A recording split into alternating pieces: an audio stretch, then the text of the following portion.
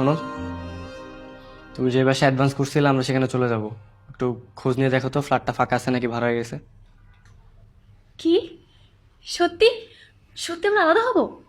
হ্যাঁ, বাবা মা চায় যে আমরা আলাদা হয়ে যাই, কারণ তোমার যন্ত্রণা সহ্য করতে পারতেছে না তারা। ঠিক আছে, আমি কালকে খোঁজ নিচ্ছি। আচ্ছা ঠিক আছে, ঘুমাও।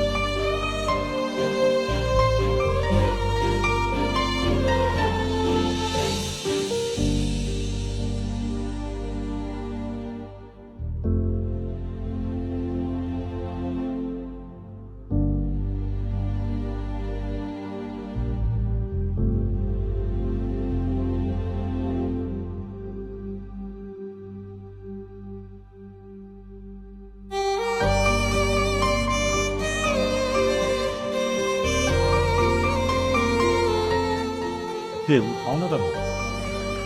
সাগরের সারা তো কোনোদিন খাই নাই, খাইতে নিলে খালি ছেলেটার কথা মনে পড়ে।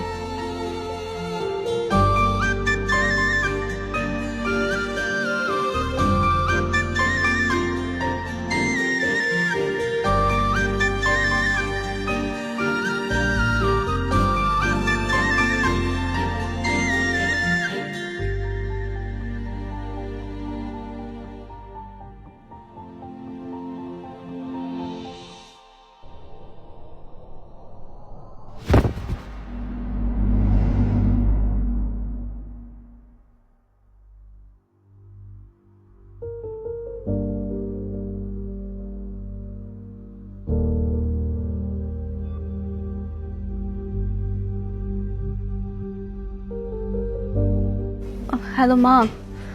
মা, আমি না পড়ে যে পায়ে খুব ব্যথা পেয়েছি, হাঁটতে পারি না। ইভেন ওয়াশরুমে যেতে হলেও আমার সাগরের হেল্প নিতে হয়।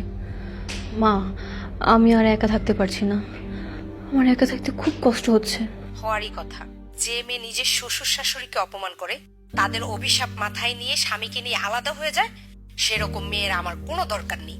তোর ওই নতুন বাসায় আমি কোনোদিন যাব না। রাখ ফোন, রাখ।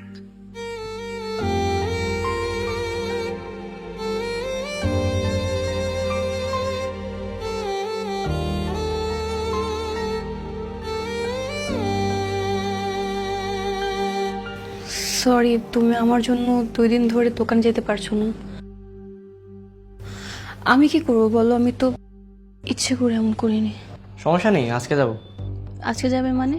তুমি এসব কি বলছো? আমার এই অবস্থা আর তুমি আজকে দোকানে যাবে আমাকে একা রেখে? আচ্ছা, আমার প্রতি তোমার এত অবহেলা কেন বলো তো? কোনো অবহেলা নাই, আমি মাকে সবকিছু জানাইছি আর মা আসতেছে, তোমার সাথেই থাকবে।